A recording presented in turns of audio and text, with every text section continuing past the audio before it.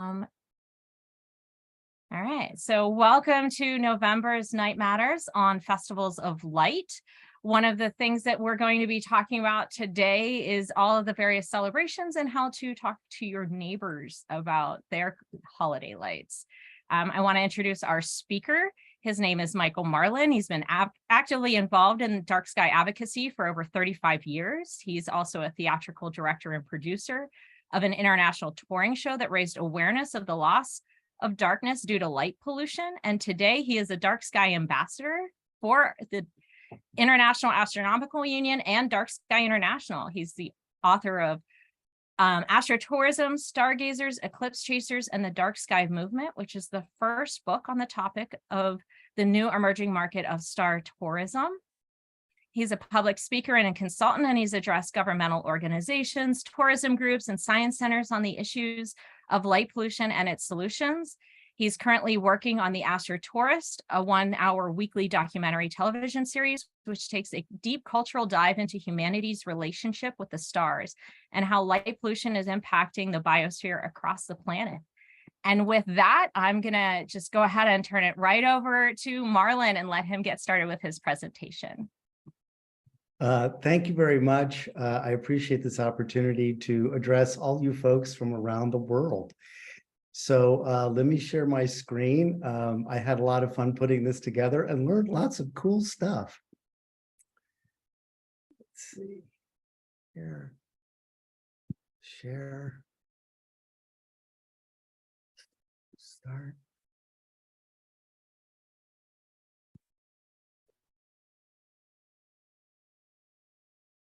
So this is my life in a nutshell, as told by a nutcase. In the 70s, I ran away with the circus and took care of elephants. In the 80s, I was a juggler playing clubs in Las Vegas on television.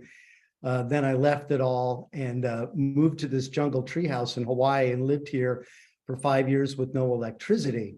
It did spur the idea of creating a show about light called LUMA, that toured from 91 until 2018, played in 15 countries on 5 continents and over 300 performing arts centers. The work was done entirely in the dark to raise awareness about the loss of our night sky.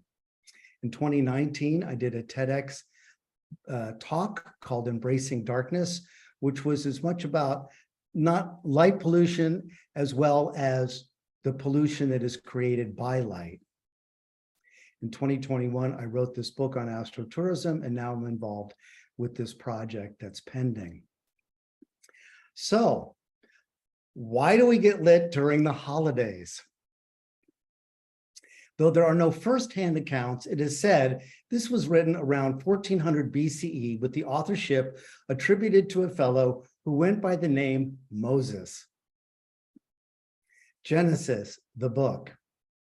In the beginning, when God created the heaven and the earth was a formless void, and darkness covered the face of the deep, while a wind from God swept over the face of the waters. Then God said, "Let there be light," and there was light. Which started a whole chain of events that has led us to the situation that we find ourselves in today, where our cities look like this, and our world looks like this.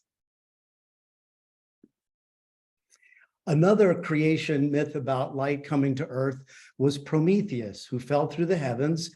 This at Rockefeller Center, this ring represents the heavens, and circling it are the signs of the zodiac. Now, Prometheus, well, he brought light of fire to man. He was chained to a rock for eternity, and his perpetually regenerating liver was eaten daily by an eagle. Let us not leave this option off the table as we seek creative ways to de-incentivize people who are considering creating light pollution. Face it, none of us want to meet God when we're dead. We're just not at our best. Now, the very first festivals of light go back to the good old Neolithic days. Bonfires were lit during both the summer and winter solstices, a time when a stone tool didn't break down when the warranty expired. Now, there are several winter celebrations that fall near the solstice. St. Nicholas Day, Fiesta of Our Lady of Guadalupe, St. Lucius Day, Hanukkah, Christmas Day, Three Kings Day, Boxing Day, Kwanzaa, Omosoka, Yule, and Saturnalia. Now, Vesak, or Buddha Day, was one of the earliest festivals incorporating light, not based on a celestial event, dating back to the 3rd century BCE. It marks the birth, enlightenment, and ultimate passing away of the Buddha, celebrated in South and Southeast Asia. Candles and butter lamps are lit to recall how Buddha showed the path to enlightenment. It's celebrated on the full moon during the time of April-May on the Gregorian calendar. Hanukkah is another ancient festival of light, and like Vesak, it is based on a lunar calendar, so it moves around on our Gregorian calendar. This Jewish holiday is also known as the Festival of Lights, began in 164 BC. The only person recorded in the Bible as observing the Feast of Hanukkah is Jesus of Nazareth in the New Testament, John 10:22. Christmas and Hanukkah landed on the same day in 2005, and it's going to happen again in 2024. Now, on February 2nd is the Feast of the Presentation of Jesus. It's also known as Candlemas. It's also called the Feast of the Purification of the Blessed Virgin Mary. It is celebrated in many places around the world. People bring their candles to the church to be blessed. The candle representing Jesus is the light of the world. The theme of enlightenment echoed from Buddhist traditions. The church set this day 40 days after Christmas, and it lands exactly between the winter solstice and the spring equinox, when the pre-Christians celebrated as Imbolc, a returning of the light from the winter. The Chinese festival of Shenghuan is celebrated on the 15th day of the first month in the lunar solar Chinese calendar on a full moon, marking the final day of the traditional Chinese New Year. Hyundong-hoi is celebrated in South Korea, and it's now on the UNESCO Heritage representative list of intangible cultural heritage of humanity. Part of this is blocking out my view of my words. Streets are hung with colorful lotus lanterns, holding handmade lanterns gathered for a celebratory parade. Lighting the lanterns also symbolizes the enlightening of the minds of individual communities and all societies through Buddha's wisdom. Saturnalia was named after the Roman god Saturn, who reigned over time, generation, dissolution, abundance, wealth, agriculture, periodic renewal, and liberation. You would need to be a god to cover all that. It began as a 2-day affair, starting on December 17th, but became a 7-day affair after changes to the Roman calendar moved the climax to December 25th. Saturnalia celebrations are the source of many of the traditions we now associate with Christmas, such as wreaths, candles, feasting, and gift giving. So here's the interesting thing of why we put lights on trees. And this really surprised me. We have this gentleman, Martin Luther, to thank for lights on trees, and he was inspired by the stars. And that's what had him go home and put lights in the way of candles on trees. He was trying to recreate the same experience of him seeing the stars shining through the silhouette of the trees at night. So there you go. Lighting candles on trees took place for centuries. It was done this way. And of course, there was a lot of dangers creating a burning bush, which then again is an entirely different story. But Christmas trees catching on fire were a very real danger. So along comes this gentleman, Mr. Edison, who had an idea and created a light bulb and figured, why stop with one? the General Electric introduced the world's first pre-wired Christmas tree lights, and they started selling them in 1903. Now, before 1903, Christmas lights were only affordable for the very, very wealthy, and a string of Christmas lights for the price that you pay back then would have been about $2,000 in our today's money. But it's this gentleman, Edward Hibbard Johnson, the inventor of the Christmas tree light. And I think it's adorable here. It says, including 28 one-candle power lights. So Johnson was the first to string lights together, and this is what their box looked like. The label here reads, "The work of decorating the Christmas tree in the house is made light, bright, clean, and safe by use of electricity, and the effect is far prettier than the old way by candles. Get an Edison outfit and avoid trouble and danger." As you can see, it came in a box of 8, 16, 24, or 32 lamps. Now, some people credit Grover Cleveland, the president, with spurring the acceptance of indoor electric Christmas tree lights. In 1895, he requested that the White House family Christmas tree be illuminated by hundreds of multicolored lights, here shown in living black and white. This is a picture from 1896. And Retrospectacles delivers us all 20/20 hindsights, because now this is where it's gone to. People decking out their houses with ever more and ever brighter lights. Some of them tasteful, some of them tacky. Down here we have the Christmas elephant. People love light. They love lighting up their houses, and they like going around and seeing lit up houses. It's something that creates a tremendous amount of beauty. And here we even have things floating over the house. And the technology has changed tremendously. I want to note this particular house, they have a couple of guards standing duty to be able to protect people's right for bad taste and to light pollute. This group is doing their part to wean people off of hallucinogens by providing this psychedelic experience, which truly is mind-blowing. Now, here's some understated lighting. It's possible to tone it down. And as you can see with the new lighting development, you can even make your house look like a CAD drawing. In this particular photograph, the light here is actually more obnoxious than the lights here, which are only on during the holidays, and this one is on year-round. Again, some more examples of subdued lighting. Even still, more and more lighting has been able to use colored lights to be able to capture the season. Now, I think these things are going to be a game changer. Projection units, you don't have to hang lights anymore, and the number of deaths from ladder falls is going to plummet. As you can see, it's blowing these kids' minds. It's so much simpler to simply plug in a lamp and have it project on your house than climbing up on the roof and hanging all of those lights. And they're becoming ever more spectacular as every year passes. These are lasers.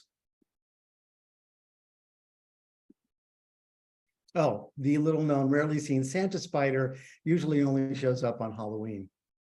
Now, one of the first light festivals that took place was the Festival of Light in Lyon, which can be traced back to 1643. And they were celebrating just surviving the plague. So town folks lit candles, they formed processions and thanks to Mary. And in keeping with the original tradition, every local is expected to light a candle outside their window during this December festival. The need to make it bigger and brighter is pretty much wired into the human spirit, wanting to be more than the other person. Even city holiday trends continue to herald the coming of more lighting, much more. Bigger is better, and too much is not enough. So here are some images of cities around the world that are lighting themselves in ever more increasingly outrageous ways. That one's from the Chicago Zoo with the Cheshire Cat. Some of the lighting displays are a little more subdued, as exampled here in Finland. In bigger, brighter cities where there's lights already on the buildings, in London, you've got to put up even ever bigger lighting displays to compete with the lights that are already on.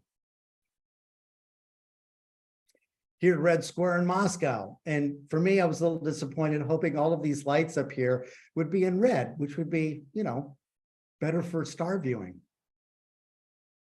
This particular festival in Cuba dates back to the 18th century. Here we are in Malaga, Spain.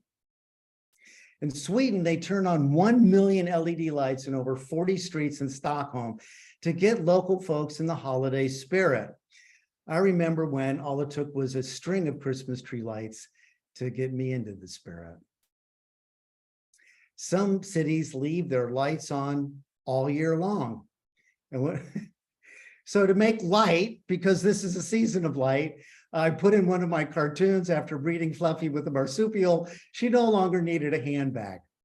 So yeah, after looking at all of those depressing light displays, we need to keep it light. So using a more traditional form of lighting, in Thailand, they celebrate this on the full moon of a lunar calendar.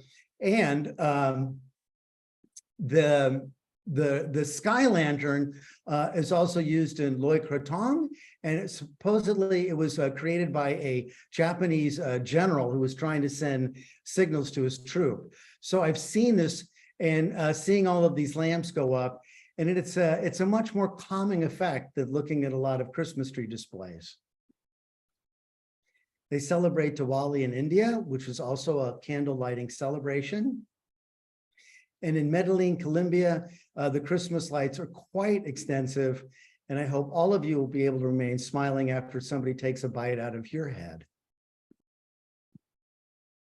Ramadan is also now starting to use lighting as many people start to light their homes with soft white or colored lights to reminder of Allah's love is a light for all. And of course, this is the direction it's going to continue to move, more and brighter.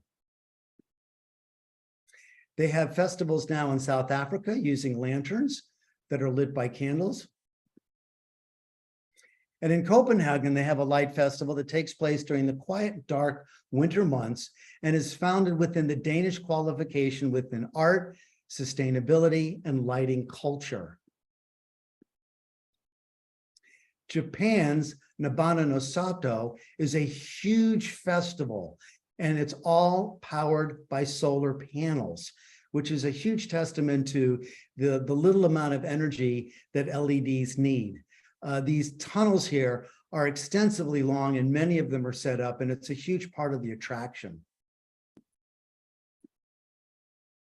In Amsterdam, they've been taking their Christmas lights a step further than any other city in Europe.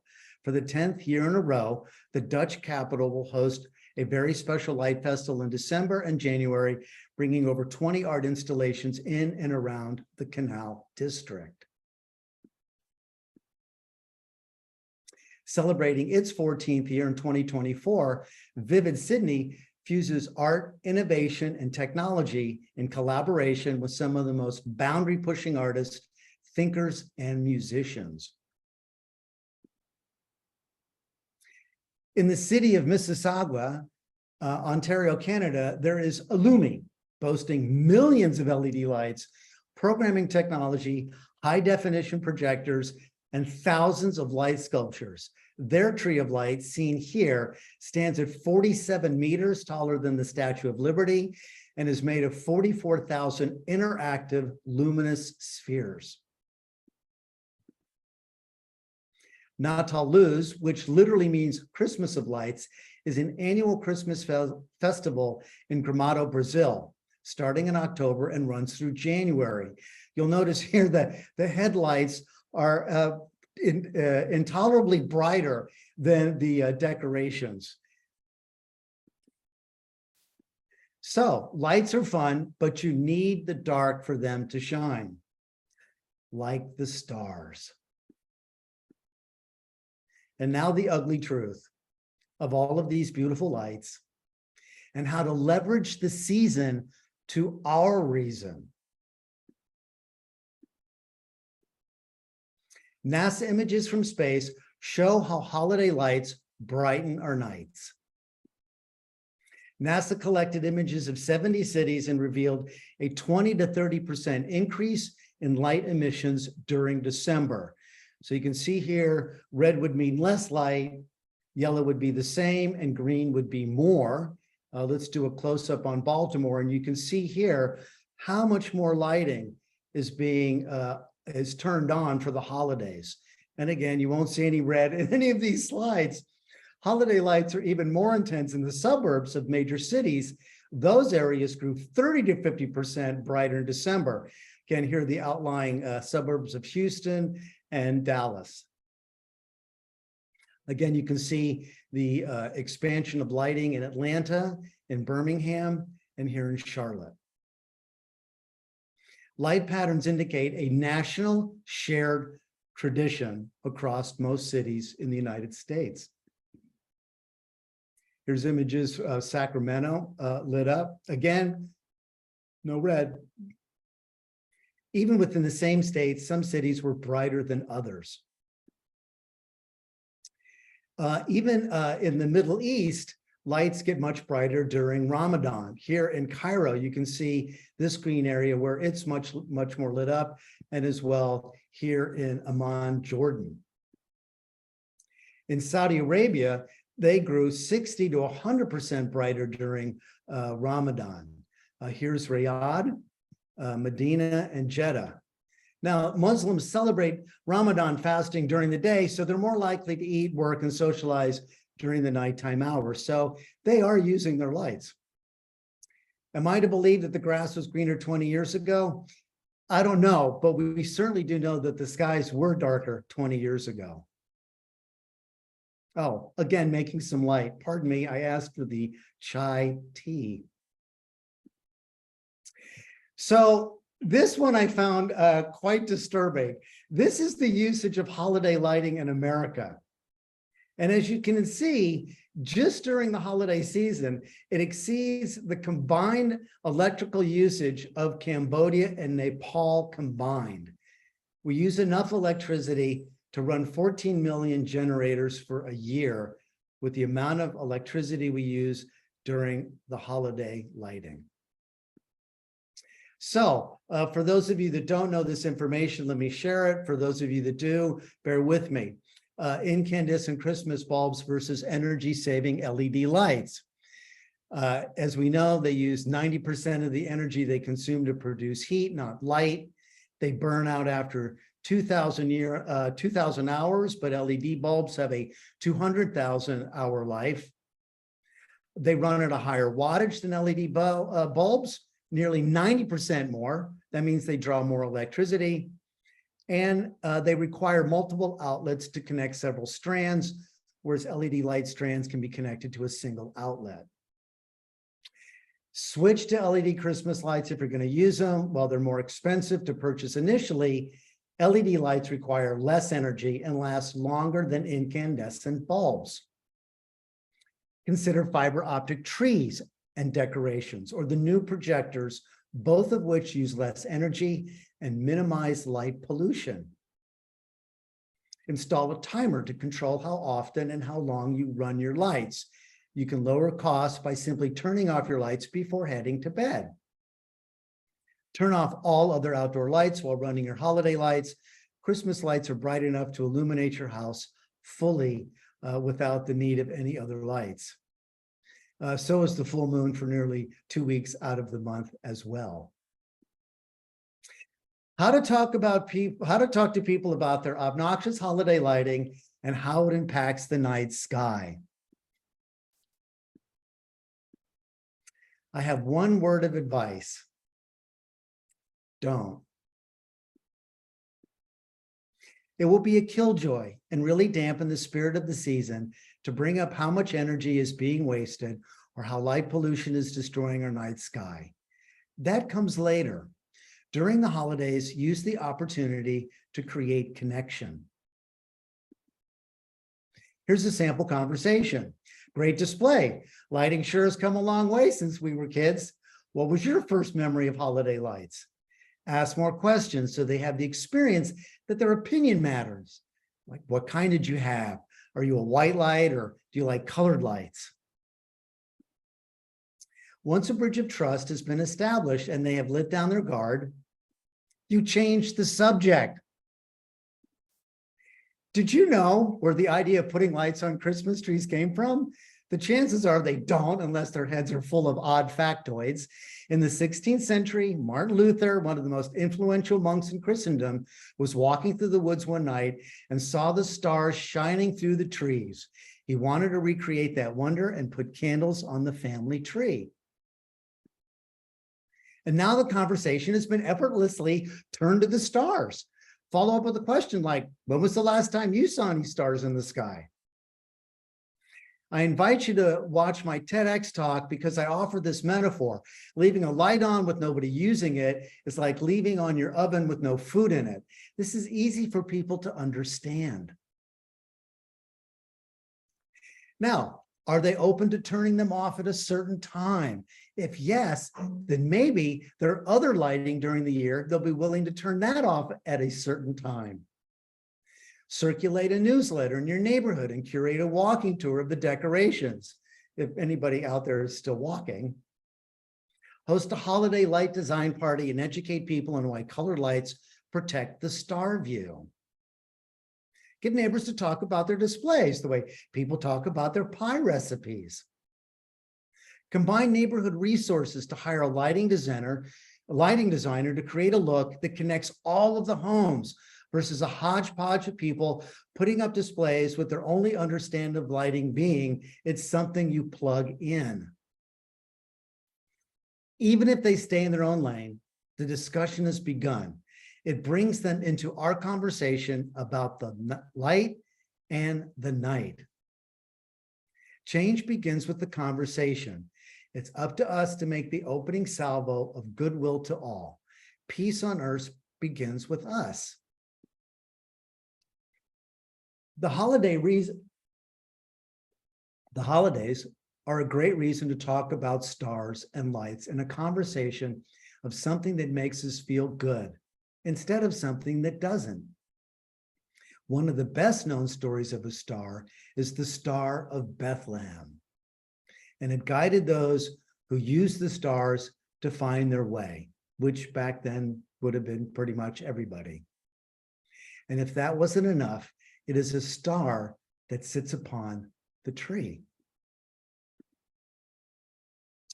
So you can find me on Instagram, Mind of Marlin. I'm on LinkedIn, Facebook. And for those of you that are interested, I'm in a Christmas movie called Christmas Dreams, which you can find on Apple TV and Amazon. And in it, I play multiple characters, a toy maker, and a magician, and all kinds of other fun stuff.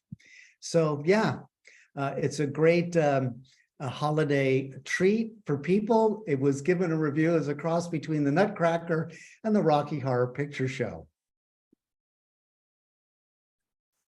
Stay light, everybody, and I'll see you in the dark.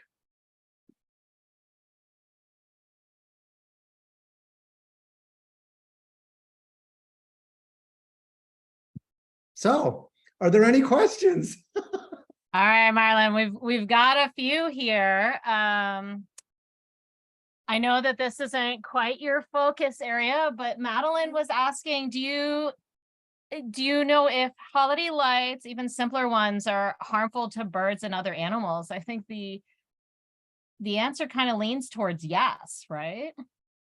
Well, I would say the lower lighting, probably not. As I understand it, it is the reflections that birds see in high rises and the lights being reflected off of the buildings that's causing those kinds of collisions. And, you know, birds have crashed into my window during the daytime. So a lower lighting is going to be certainly better. And if it's away from the house, then they're not likely to crash into it. And there's no numbers out about projectors and other kinds of lighting. I know that the big city lightings do, and a lot of the cities are turning off their lights for migratory patterns. Okay. And do you have a link? This was requested a couple of times, to that world map with the global map for holiday lighting and the increase, because people seemed very fascinated by that. Just look up NASA holiday lighting, Google that, and it'll take you to their pages. Okay, so the conversation kind of twisted more towards that building community that you suggested, which personally I love that. I live here in Tucson, and I'm very, very close to our Christmas neighborhood, and my neighborhood has slowly but surely been becoming a secondary Christmas neighborhood. And it's obviously there's a big issue with the lights and having those conversations, and building that sense of community. And people started talking about what they could do. And Les had a great example of, putting out the telescopes and kind of having an impromptu star party. Do you have any ideas for, things that we could do to encourage dark skies and move the conversation even further and open more of a discussion about the stars? Well, again, this is why I think the story about Martin Luther and being inspired by the stars coming through the trees, which is what started all of this holiday lighting to begin with. So it's easy to start the conversation into stars by talking about that and, the Star of Bethlehem, and how again, by getting them talking about lighting and stars around the holidays, if you can get them to talk about it, then it's going to be easier about the rest of the year when the lights don't get turned off or the lights don't get taken down. All of those green spots were temporary, just for a period of time in December. But this is the holiday allows us the opportunity to bring up lighting because everybody's talking about lighting. Yeah. And I again really like your whole conversation about don't go and ask people to just turn off their displays. And Tom Reinhardt, our board president, he put it really well. He said, don't be the Grinch, right? Don't be the killjoy in the neighborhood. And I kind of like that, it's all about this sense of community and talking. And I love that the conversation's continuing in the chat about different things with what we can do to get our neighbors involved with it. Let's see, I'm searching for more questions as we go. Here's one. It says, at what point does it just become daytime and you lose the contrast that gives Christmas lights their appeal? This is the thing about light. Less is more. The whole show that I did with LUMA was on a darkened stage, and you can get everybody's attention with one LED, because in the dark, your eyes are going to go to that light. And as you can see with some of the houses that had a more subdued display model or installation, the lights stood out more. The more lights you add, the less the lights stand out. So in a case like this, lighting, less really is more. Mm-hmm.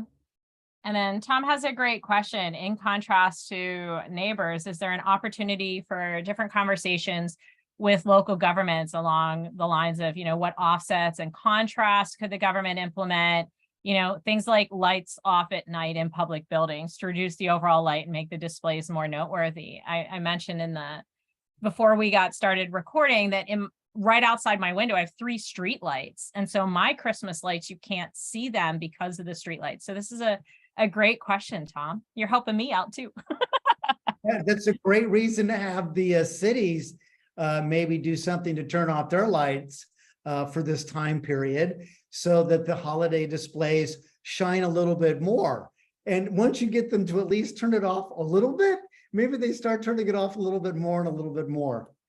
But again, by having someone say, hey, do you want to have your lights on all night long, or do you mind turning them off when you go to bed? Again, leaving a light on with no one there to see it is like leaving food in the oven with no food in it. And again, if they can turn off their light for the holiday light, then maybe for the rest of the year, they'll consider doing it with their other lights. All right. So do you think lasers on trees or on buildings present any kind of potential hazard to animals or humans in terms of eyes becoming an unintended target? And thanks, Marnie, for the wonderful question. Um, those kinds of lasers, unless you're actually like staring straight into it, you're not going to have that kind of issue, I don't believe. Okay. Yeah. Susan then asked, why should colored lights be better? Well, the white light is going to have that blue wavelength, and that's the bugaboo. That's the one that creates the most washout. Whereas the colored lights, because of their long wavelength, don't get in the way of the stars. That's why we like moving towards the 2200 Kelvin, the warmer shades of street lighting, because it allows you to see the stars. All right. And then Irving asked, how can we talk about lights for the holidays affecting migratory bird paths? Communities can be more involved with wildlife awareness. That's always going to depend on where you live and when those migration patterns happen. I guess you can coordinate with the cities that are doing the lights out programs already. All right. Alexi asked, any great tips to reach private and public sector about established dark sky areas? Because he's meeting his mayor on Friday. Oh, that sounds like an awesome conversation, Alexi. You wrote about Aurora tours in Lapland, Finland. If he would love to also host you as well in his question. But do you have a good kind of way of approaching people in charge? Good conversational gambits. Yes, I did a presentation to the city of South Lake Tahoe, and I showed some Bortle scale images from outer space that showed the rings of light. So like the center of Sacramento was white, and as it moved out, it was less and less color. And so people are able to see that, and it made a lot more sense for them. With the testimony that I gave, they decided to move towards becoming a dark sky community. Astrotourism had a big part in that, because most communities, if they see that changing their lighting is going to bring in a tourist dollar, and a sustainable tourist dollar at that, that drives governments, that drives agencies. They like that idea. Saving money with electricity, saving greenhouse gases because you're using less light. I have a whole nother presentation all about that. But yes, when you go to your city council and speak to them, always lead with the fact that you're going to save money. They like to hear that. And then possibly even make money if you can turn it into a dark sky community. All right. Any other questions here? I feel like we've gone through a lot of them, or did I miss your question as well?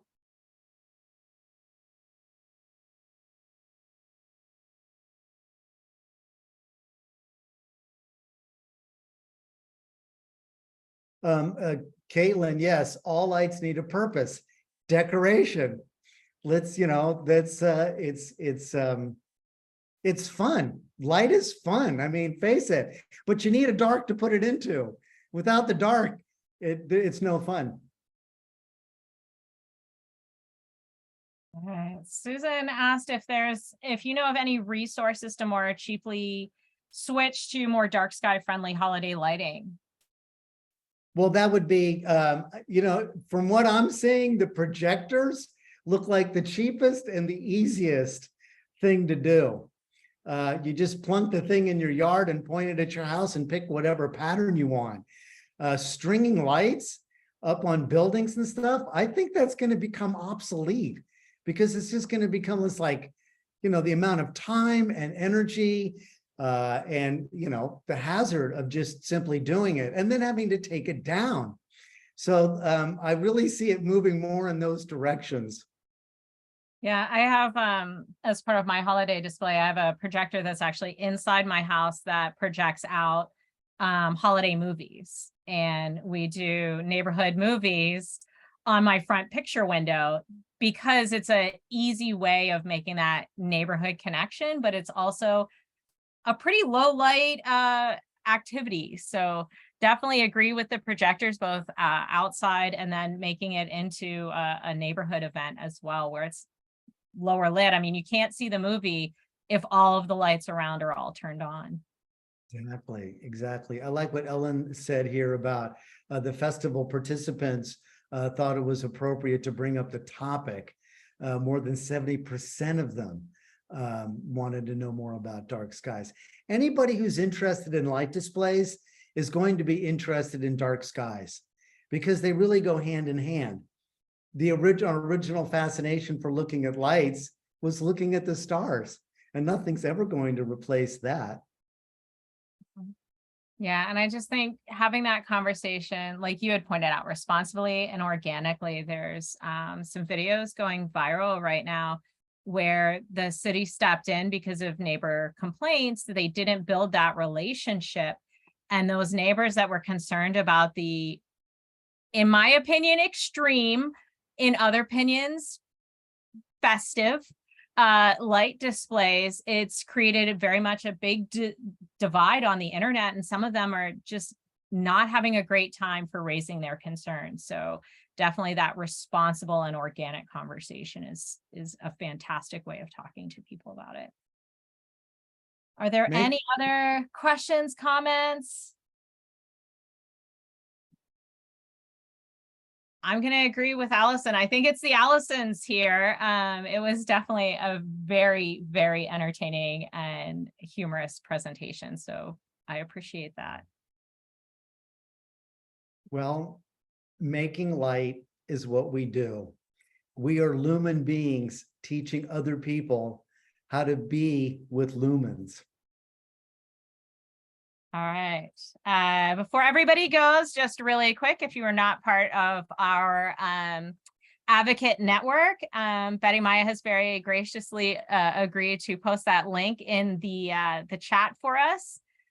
Please feel free to join our advocate network. We could use as many voices as possible, and International Dark Sky Week is coming.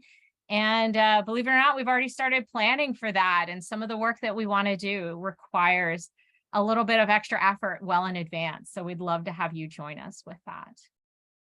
And then my gratitude to Marlin for his presentation. Again, it was extremely entertaining. I definitely enjoyed your presentation. So thank you for joining us, Marlin. The recording will be available later. We will upload it to our YouTube channel, and then we'll send out that link. It seems to me that IDA needs to consider having someone design dark sky friendly Christmas tree lights that the organization can sell to raise money. I mean, that definitely would be kind of an interesting fundraising opportunity. I'm not sure that it will happen, but it definitely we're working with a bunch of lighting people, and we're always working with them, especially with, you know, sports lighting and very large public displays of lighting. So yeah. All right. Well, thank you very much. I'm going to close the presentation here, and I appreciate everybody attending. And again, Marlin, thank you so much. It was fantastic. Namaste. Now must go.